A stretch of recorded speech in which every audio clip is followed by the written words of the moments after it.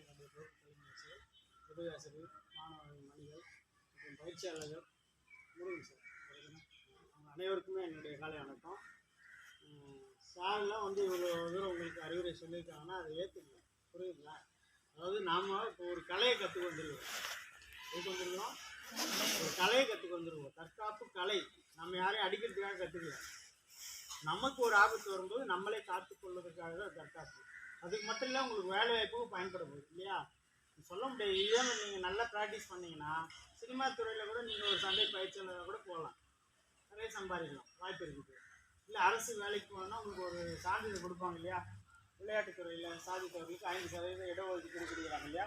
அந்த வேலைவாய்ப்பு போகிறதுக்கு உங்களுக்கு வாய்ப்பு இருக்குது. சார் சொல்லியிருக்காரு, நிறைய உதவித்தொகைலாம் கிடைக்குது சார், பசங்க வரமாட்டாங்க என்று சொல்லியிருக்காரு. எங்கள் பள்ளியில் சொல்லியிருக்காரு. சார் பின்பற்றுங்க, பயன்படுத்திக்கோங்க. அதே நேரத்தில் இந்த கலை உங்களோட நின்றக்கூடாது. உங்களுக்கு கீழே உங்கள் ஊரில் இருக்கிற பசங்களுக்கு நீங்கள் இனி சொல்லிக் கொடுக்கக்கூடிய மாதம் தான் மாறணும். அதுக்கு நம்ம முதல்ல என்ன பண்ணணும்? நாம் கற்றுக்கணும். நல்லா கற்றுக்கிட்டு அர்ப்பணிப்பு உணர்வோட உங்களுக்கு பின்னாடி வரப்போகிற உங்கள் ஊர் குழந்தைங்களுக்கு நீங்கள் சொல்லித்தரணும் இல்லையா? இந்த கலை வந்து ஒருத்தரோட நின்றுக்கூடாது இல்லையா? இப்போ சாருக்கு வந்து அவங்களுடைய மாதம் சொல்லி கொடுத்தாரு, சார் உங்களுக்கு சொல்லி கொடுத்தாரு, நீங்கள் இனி வரப்போகிற குழந்தைங்களுக்கு கற்றுத்தரணும் இல்லையா? அது வந்து இந்த சாருக்கும் பெருமை, பள்ளிக்கூடத்துக்கும் பெருமை, உங்களுக்கும் பெருமை இல்லையா? அப்போ நாம் வந்து என்ன பண்ணணும்னா, இந்த முழுசாக கலையை கற்றுக்கிட்டு கரெக்டாக நாம் என்ன பண்ணணும், அந்த பாதையில் போகணும். போனால் தான் அதில் வெற்றி கிடைக்கும். ஒரு 2 வருஷம் வர்றது நின்று போயிடுது. நிறைய